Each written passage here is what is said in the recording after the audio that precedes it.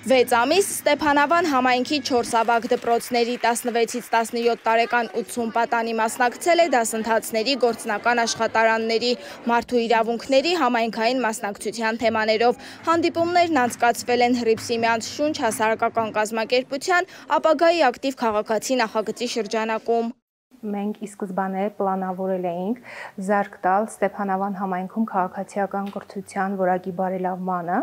ոչ ֆորմալ ձևաչափով հանդիպումներով, ինչպես հենց ծրագիրը վերնագրված էր ապագայի ակտիվ քաղաքացին, այս հանդիպումների արդյունքում մենք ակնկալում ենք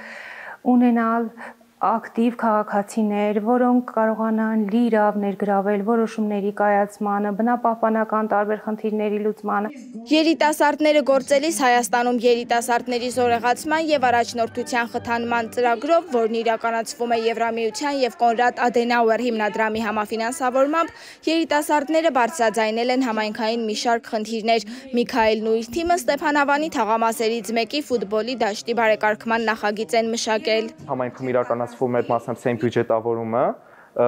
եւ բաժանվել են թիմերի եւ ամեն թիմը իր նախագիծը ներկայացրեց, անցել էր մեր ծրագիրը, իհարկե չհաղթեց, բայց այն որ մենք տեղեկացվեցինք, թե ինչպես կարող ենք մասնակցել բյուջետավորմանը, արդեն հաջորդիվ գիտենք, թե ինչպես հայտը ավելի լավ լրացնել, ինչպես քվեարկությանը ակտիվ լինել, որպեսզի հաղթելու շանսերը ավելի մեծ լինեն։ Համայնքը ունի իր կայքը, մերը Ստեփանավան.am կայքն է, որի միջոցով մենք տեղեկացանք մասնակցային բյուջետավորման մասին։ Ես ինքս ներկայացրել եմ մասնակցային բյուջետավորում, բայց այնպիսի բան էի ներկայացրել, որ արդեն իսկ իրականացնում է շների ստերջրացումը, եւ այդ ամեն ինչը մեծ օգուտ է համայնքի զարգացման համար ու երիտասարդների ներգրավվածության համար։